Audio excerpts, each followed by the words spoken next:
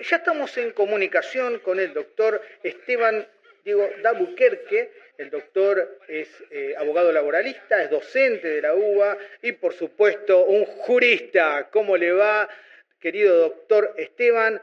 Mariela y Oscar los saludan y le damos la bienvenida a Ser Oído. Buenas. ¿Cómo andan? ¿Todo bien?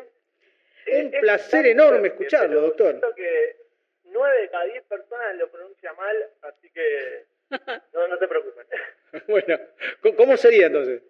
Es D'Albuquerque. D'Albuquerque, bien. Es algo que me pasó toda la vida, y en la facultad cuando era alumno era fija. 9 de 10 docentes lo leían mal. Bienvenido, doctor. Un gusto y un placer enorme hoy entrevistarlo.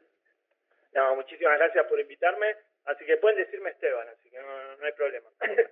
No hay problema, entonces. Bien, doctor, un poco hablando de sus últimos videos, después me gustaría separar la nota en dos partes. Primero hablar sobre el derecho laboral y después aprovechar y que usted nos cuente sobre su canal de YouTube y profundizar un poco en sus actividades en el canal. Para arrancar, me gustaría saber qué es el despido en negro. ¿Existe el despido en negro? O sea, yo creo que el primer error que se comete muchas veces es pensar que porque estoy de manera negra o no registrada, no tengo derechos. En realidad lo que se aplica acá es el fraude, o sea, me tienen que registrar porque ya por el hecho de ser un trabajador y que el otro me acepte como trabajador y hacer tareas de trabajador dependiente, ya existe el contrato de trabajo. Entonces, la ficción es no te conozco, pero en la realidad, de acuerdo al principio de primacía de la realidad, existe un contrato de trabajo.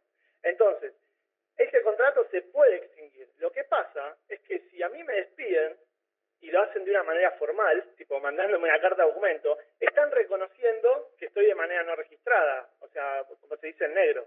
Entonces, nadie en su sano juicio me va a mandar una carta de documento de despido si yo estoy no registrado. ¿Se entiende? Salvo en el caso que esté como registrado a la mitad, que yo gane 50.000 pesos y, no sé, 25.000 sean de forma registrada y 25.000 de forma no registrada. Pero en principio, lo que se suele hacer es, frente al despido, uno tiene que contactar sí o sí a un abogado laboralista especialista en el tema y, en base al caso en particular, lo que se suele hacer es denunciar lo que se llama la negativa de tareas, que básicamente significa que no me estás reconociendo las tareas que vos tenés la obligación de darme. ¿Se entiende? Perfecto. Bien, Esteban. Y en el caso de que muchas veces pasa que los trabajadores, incluso que están en negro, vienen y consultan y dicen, doctora, mi empleador me dice de que mande la carta, porque ellos te dicen así, la carta de renuncia. Sucede bastante. Sí, eso es lo más peligroso, digamos. Yo justo, hablando de mi canal de YouTube, este domingo voy a sacar un video de la renuncia. Pero lo que más asusta es que cuando el trabajador manda la carta el telegrama gratuito de renuncia, lo que está haciendo es renunciando a las indemnizaciones. Porque está diciendo, yo voluntariamente quiero extinguir el vínculo, y lo que dice la ley respecto a eso es que si el trabajador manda el telegrama de renuncia, ahí no corresponde indemnización. Y lo difícil es que en los hechos es muy dificultoso, muy difícil plantear la nulidad de la renuncia como acto jurídico por vicio de la voluntad. Claro. Dicho en castellano, una vez que mandan el telegrama de renuncia, jurídicamente lo que le están diciendo al juez es: yo voluntariamente renuncio a esta relación laboral, renuncio a reclamar indemnizaciones, y dar vuelta a eso es muy difícil. Y lo peor es que normalmente los presionan desde el punto de vista de la necesidad, de mirá, si vos no mandás el telegrama, yo no te pago, y cosas así. Claro. Eso es lo más perjudicial.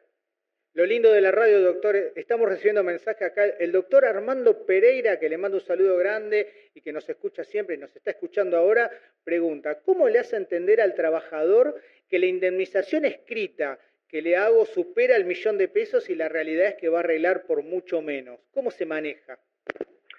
Yo creo que la clave acá de cómo tratar al cliente es, desde el día 1, yo soy súper transparente. Les digo toda la verdad, incluso cuando le doy la liquidación, que dice 1.000.000 de pesos, le digo, mirá, de acá para abajo son todos rubros que necesitan de la presencia de un juicio. Y si sabe del tema y quiere que le explique más, le explico. Mirá, el artículo 80 dice que tal cosa, el artículo 2 de la 2533 tal cosa, el artículo para decirle, en lo normal es conciliar por esta suma en base a lo que vos quieras, puedas o necesites. Pero si vamos a juicio, lo que vamos a reclamar es esto. Y le hago entender las consecuencias de su elección, porque ustedes saben que una de las grandes dificultades del derecho laboral para hacer efectiva estas indemnizaciones es que la empresa sea insolvente o quiebre, etcétera, etcétera. Entonces, para asesorar al trabajador, yo le soy súper franco de cuál es la situación y le digo, mirá, yo capaz en este caso recomiendo esta acción, pero vos tenés la decisión de ir hasta las últimas facultades o decisiones, digamos, pero para mí lo importante es eso, es blanquearle cómo funciona todo y analizar el caso en concreto, porque no es lo mismo demandar a una empresa muy solvente, teniendo testigos, donde haya incumplimientos claros, que capaz de mandar a un empleador que se puede insolventar muy fácil o tiene pocos trabajadores. Yo creo que ser honesto es clave, o sea, así no va a haber ninguna sorpresa, digamos. Genial, genial el consejo. Estuvimos mirando en su canal de YouTube que el último video hablaba de los mitos del derecho laboral. Me gustaría que nos cuente cuáles son estos mitos, que me parece súper interesante. Nada, genial. Si alguien lo quiere buscar, pone mitos del derecho laboral argentino en YouTube y les va a aparecer, porque es contenido que en realidad no existe en YouTube. Estamos ahí aprendiendo en la marcha y inventando. Básicamente, lo que yo entiendo por mitos del derecho laboral son esas cosas que la gente, en general, piensa que son así, pero en realidad la ley específicamente dice que es lo contrario, ¿no? Y el video es bastante largo y no lo puedo reproducir todo, pero, por ejemplo, empiezo diciendo que el despido verbal, hay un entendimiento frustrado de lo que significa el despido verbal, porque muchos abogados repiten que el despido verbal no existe, que el despido verbal sí existe. Lo que pasa es que hay una diferencia entre el despido con causa y sin causa, y esto no se entiende porque nosotros estamos acostumbrados capaz a entender la vida a través de, no sé, la cultura, la televisión, y cuando nosotros vemos una televisión, una película de Estados Unidos, donde despiden a todos verbalmente, después aprendemos eso, pero lo que tienen que diferenciar es que en Estados Unidos el despido no es con o sin justa causa. El despido ahí es free will, o sea, el despido sin consecuencia indemnizatoria, salvo que sea discriminatorio. En cambio, en Argentina, el despido es con causa o sin causa. Con causa cuando el trabajador hace algo mal, el despido directo. Y sin causa cuando el empleador lo quiere despedir, pero el trabajador no hizo nada malo, y ahí le tiene que pagar una indemnización. Pero ahora hay normas de emergencia que dicen que está prohibido ese despido sin causa, y que la consecuencia jurídica de ese despido sin causa es la nulidad. Entonces ese trabajador puede pedir o la restauración o, lo que está vigente ahora, la doble indemnización. Pero cuando hablamos de despido verbal, lo que tenemos que diferenciar es la forma, porque es distinta la forma que regula la ley para el despido verbal con causa que sin causa. Porque cuando hablamos de despido con causa, el artículo 243 de la Ley de Contrato de Trabajo nos pide la forma escrita. Entonces, el despido verbal no sirve para despedir con causa. En cambio, el despido verbal sí sirve para despedir sin causa. Pero, como está prohibido ese despido ahora, en principio sería nulo el despido verbal por estos DNU. De todas formas, lo que se suele hacer es, frente al despido verbal, denunciar la negativa de tareas, que es lo que hablaba antes, ¿no? La negativa de tareas es este deber que tiene el empleador de darme tareas, básicamente, y si no me las está dando, está cometiendo una injuria y yo, trabajador, me puedo considerar despedido. Y la diferencia ahí es que yo puedo reclamar las indemnizaciones. Cuando renuncio, no puedo reclamar indemnizaciones. Pero cuando voy a ver un abogado y reclamo el despido indirecto, ahí puedo reclamar las indemnizaciones del despido. Clarísimo, doctor. Sí, clarísimo, clarísimo. Muy bueno. Para los abogados que están comenzando, para el abogado junior, novel, para el estudiante de abogacía y también, como usted dice en su canal, para el abogado que ya tiene experiencia, que por ahí tampoco encontró su camino, nosotros siempre recomendamos siempre recomiendan los que saben de que hay que especializarse. Para el que se quiere especializar en el derecho laboral, como usted se especializa, ¿dónde encuentra la pasión en el derecho laboral? A mí lo que me motivó muchísimo hace muchísimos años fue estudiar esta desigualdad, ¿no? Esta desigualdad negocial entre el trabajador y el empleador. Y esa desigualdad se traduce en una injusticia tremenda muchas veces. Y eso la verdad siempre fue un motor muy importante en mi entendimiento del derecho. Y más que nada, el consejo más grande que doy, y lo menciono en uno de mis videos de consejos para estudiantes de derecho, es que traduzcan todo a ejemplos reales. Empiecen a pensar como abogados y empiecen a pensar las consecuencias jurídicas. En vez de estudiar, por ejemplo, si existe el despido verbal o no, en abstracto, así de forma teórica, hay que analizar qué pasa si viene un trabajador y me dice, che, mi jefe me acaba de decir que está despedido. Si estudiamos el derecho de esa forma, desde la práctica, ahí es mucho más motivante aprenderlo, saber cómo se aplica, y eso me parece una lección súper rica para cualquiera que quiera entender y estudiar el derecho. Partir desde el ejemplo práctico y ver qué dice la normativa para transformar ese ejemplo práctico en consecuencias jurídicas reales, digamos. Claro, todo lo que nos da la historia también, ¿no es cierto?, con respecto a lo que es la historia del trabajo, esta palabra de trabajo en relación de dependencia, depender de alguien para trabajar, que antiguamente se llamaba esclavitud. O sea, si uno entiende la historia, se emprolijó, y esta balanza de la justicia que siempre inclina para el más débil, que en este caso es el trabajador. Excelente, excelente, doctor. La verdad, bueno, lo quiero llevar por el camino del canal, de su canal.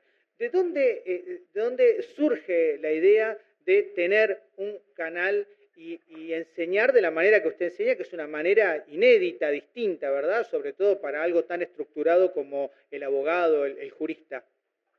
Mirá, yo doy clase hace 10 años en la UBA, en la Facultad de Derecho, y a mí tengo un montón de maestros, pero yo estoy en la cátedra del doctor Julio Grisolía, que es juez, y también doy clase con Ernesto Aguad, que es secretario en el Poder Judicial, y desde el día 1 ellos me motivaron mucho desde el entendimiento del derecho de la práctica. Entonces, parte de la forma que enseño con ejemplos reales viene de ahí, de esa escuela. Después tengo familia docente, entonces siempre me encantó la docencia, y paralelamente cuando vino todo esto de la cuarentena, teníamos que empezar a dar clase y nadie sabía usar el Zoom, el Meet, nada. Y yo era re fanático de YouTube toda la vida, se me rompía algo en la casa, me metían videos para ver cómo se arregla, cosas así. Y dije, tengo que hacer el video de la clase, así me queda para este cuatrimestre, para el que viene. Y el primer video que subí al canal, que dura 1 hora y 20, es la clase que doy en la universidad, digamos, en la Facultad de Derecho. Claro. Y ahí semana a semana fui agregando cada vez más contenido y encontré una linda pasión que es muy trabajosa, ustedes sabrán, pues saben lo que es producir contenido, es un trabajo enorme, claro, pero ¿cómo es gratificante. ¿Cómo maneja los tiempos entiendo de que usted es un abogado abogado de la matrícula, que atiende clientes, que trabaja, que va a la facultad, y todo el tiempo que lleva a armar una producción, ¿no es cierto?, de pensar la idea, pulirla, grabarla, editarla, ponerle los sonidos, los efectos. ¿Cómo organiza su tiempo? Yo creo que tiene que ver mucho con la pasión, primero que nada, porque si no tenés pasión por transmitir conocimientos, por enseñar al otro, ya es muy complicado, porque claro, como decías vos, es mucho esfuerzo. Y después yo tengo la ventaja que la mayoría del contenido que ya subí, que son más de 50 videos, tienen que ver con cosas que enseña en la facultad hace 10 años. Entonces el guión prácticamente sale solo. Hay pocos videos que tuve que prepararme muchísimo, como uno que hablaba del 223 bis, que hablaba de la reducción de los salarios durante la cuarentena, que ese es un video que dura 1 hora y es todo tema nuevo, entonces ahí sí tuve que investigar bastante. Pero en principio la facilidad que tengo es esa, que yo estoy dando contenido que ya doy hace un montón de tiempo, Y la otra facilidad, que a mí siempre me gustó la computación, soy también un maníaco de los videojuegos hace muchísimos años, y todo lo que es informática me encanta. Entonces pude mezclar las dos pasiones, digamos, la pasión por el derecho por un lado, la pasión por enseñar y la tecnología. Bien, y doctor, la parte, digamos, por llamarla actoral, porque es muy difícil hablar, gesticular, sacarse fotos haciendo gestos. ¿Cómo fue trabajando ese proceso? ¿Es algo innato o tiene alguna preparación? No, yo no creo que nada sea innato. Yo creo que cualquiera que se proponga algo lo puede lograr con mucha práctica. Es cantidad, cantidad, cantidad. Yo estas clases las doy hace muchos años, entonces el contenido y la estructura la fui repensando cuatrimestre a cuatrimestre, incluso cuando yo no las daba, cuando empecé como ayudante, al doctor Grisolía lo escuché, no sé, un montón de años seguidos dar la misma clase. Claro. Entonces, esa práctica te da mucha cancha. Lo que me pasó al principio fue que no estaba acostumbrado a mirar una cámara. Y en el primer video se nota que estoy como mirando el piso todo el tiempo. Claro, claro. Y video a video fui mejorando eso y cada vez mirando más a la cámara. Pero yo creo que el secreto es la práctica y no tener miedo a hacer el ridículo. Me parece clave porque nadie es perfecto. Ningún video va a ser perfecto. Tienen que superar esos miedos y empezar a practicar, subir contenido, y a la larga uno va mejorando y ese es el secreto para mí. Bien, nos están llegando varios mensajes con preguntas, pero una pregunta que se repite mucho es, ¿se consiguen clientes por tener un canal de YouTube? Sí, pero depende para qué lo querés. O sea, yo estoy consiguiendo, porque mi canal en realidad está más orientado a estudiantes de Derecho y abogados. O sea, no está tan orientado para el trabajador, digamos. Pero sí, me han llegado. No tantos como uno pensaría, porque en realidad son estudiantes de Derecho, la mayoría que consumen mi contenido, y abogados, digamos. Claro. Pero sí, obvio, consultas te llegan muchísimas, pero te llegan más consultas en particular que clientes. Y a veces te llegan clientes de, no sé, de Santa Cruz. Claro. Un trabajador que lo acaban de despedir de Santa Cruz que miró tu video. O sea, para responderte, sí, obvio, te van a llegar consultas, pero es más a largo plazo ese camino. Yo creo que si dedicara todo el tiempo y energía en el canal en otro tipo de publicidad sería más eficiente, digamos. Pero sí, conseguir. El ser conocido también lo ayuda. Bien, Esteban, ya para ir finalizando en esta entrevista tan interesante, que tenemos un montón de preguntas para hacerte, pero me gustaría que le dijeras un mensaje para los que recién se inician, para aquellos que están próximos a recibirse. ¿Cuál sería el mensaje?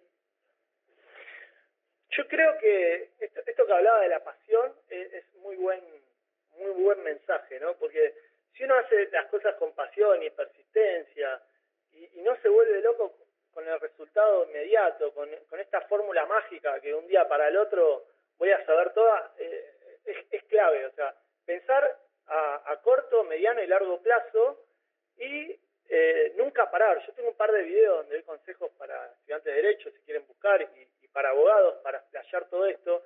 Pero creo que el secreto es eso, la persistencia, porque uno en Derecho nunca para de aprender. Y muchos piensan que yo, porque doy clases hace 10 años, no estoy aprendiendo, pero no. Yo sigo aprendiendo constantemente de un montón de foros y lugares, así que festejo mucho que estén haciendo este tipo de contenido jurídico, porque incluso nos ayuda un montón a todos. Entonces el secreto sería ese, la persistencia, no abrumarse y seguir para adelante, digamos. Claro, desde ya el foco tan importante. El doctor Esteban Dabuquerque, dr.esteban.dabuquerque, lo pueden buscar en Instagram y si no, por supuesto, en YouTube, Derecho al Trabajo, Esteban Diego Dabuquerque, jurista, agradecido infinitamente por esta entrevista y bueno, y seguimos en contacto. No, muchas gracias a ustedes, saludos juristas y nos vemos la próxima. Abrazo gigante. Un abrazo, chau. Nos estás escuchando por ecuradio.net en vivo. Qué linda nota que acabamos de tener. Súper importante. Y me quedo con algo que dijo el doctor, que me pareció interesantísimo. Que lo que dijo fue esto, ¿no? De tener una meta y seguir y ser persistente. Porque usted sabe lo que es meta.